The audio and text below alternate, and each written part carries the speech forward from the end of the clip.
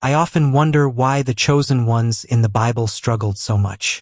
You would think that being chosen by God would mean an easier path, but time and time again, we see them face intense temptation, struggles, and even failure. Today, let's dive into some of the most well-known chosen ones, their battles, and the lessons we can learn from them. King Saul. The need to be liked and disobedience.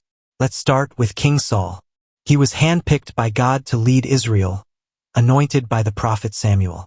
But Saul had a fatal flaw. He craved the approval of people more than he feared God. When God commanded him to destroy the Amalekites completely, Saul disobeyed. He spared King Agag and kept the best livestock, justifying his actions with an excuse that he would sacrifice them to God. But God was not pleased. Because of his disobedience, God rejected Saul as king. And from there, things spiraled downward. Paranoia, jealousy, and ultimately his tragic death. Saul lost everything because he wanted to please people rather than obey God. And isn't that a temptation we all face? The desire to be liked, to be accepted, to bend the rules just a little so we don't lose favor with others. But Saul's story teaches us that when we seek human approval over God's will, we set ourselves up for destruction. Moses. Frustration and anger. Now let's talk about Moses. A man so close to God that he spoke with him face to face. A man who led an entire nation out of slavery. And yet, even Moses had his moments of weakness. After years of dealing with the Israelites' complaints, doubts, and rebellion, Moses reached his breaking point. When they demanded water, God gave him a simple instruction. Speak to the rock and water will flow. But Moses, overwhelmed with frustration, struck the rock instead. Because of that one act of disobedience, he lost the privilege of entering the promised land. One moment of anger cost him a lifetime of anticipation. This shows us how dangerous it is to let frustration control us. Even the most faithful can stumble when they let emotions dictate their actions. Joseph, temptation and escape. Then there's Joseph, sold into slavery by his own brothers, falsely accused, and thrown into prison. Yet he never lost sight of God's presence. One of the greatest temptations he faced was with Potiphar's wife.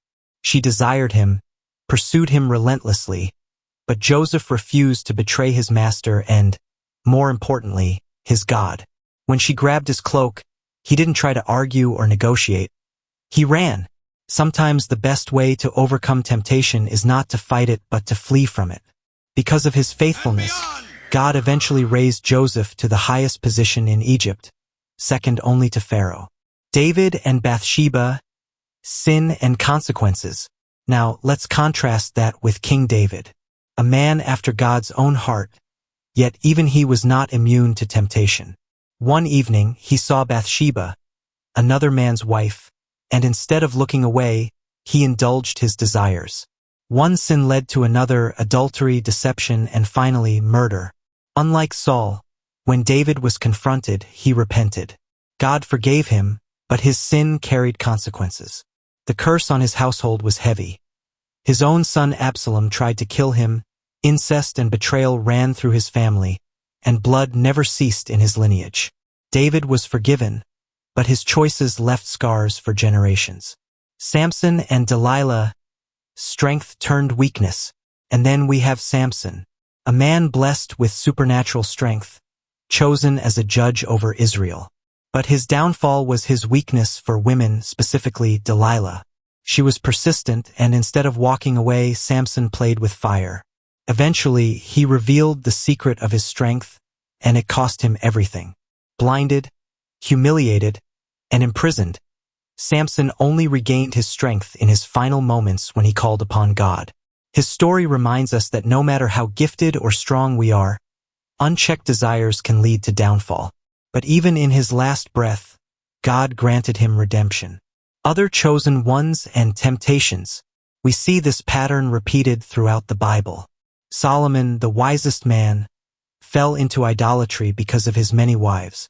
Peter, one of Jesus' closest disciples, denied him 3 times out of fear. Yet Peter was restored and he became a foundational leader of the early church. The difference between those who fell and those who were restored wasn't the absence of sin but their response to it. Saul excused his sin. David repented. Peter wept bitterly and turned back to Jesus. Conclusion. So what can we learn? The chosen ones in the Bible were not perfect, they were flawed, tempted, and sometimes they failed. But God's grace was always present. The key is obedience, humility, and true repentance. We must guard our hearts against temptation, flee when necessary, and if we fall, we must turn back to God with sincere repentance. Because in the end, it's not about how we start, it's about how we finish. Thanks for watching. Stay strong, stay faithful, and until next time, God bless.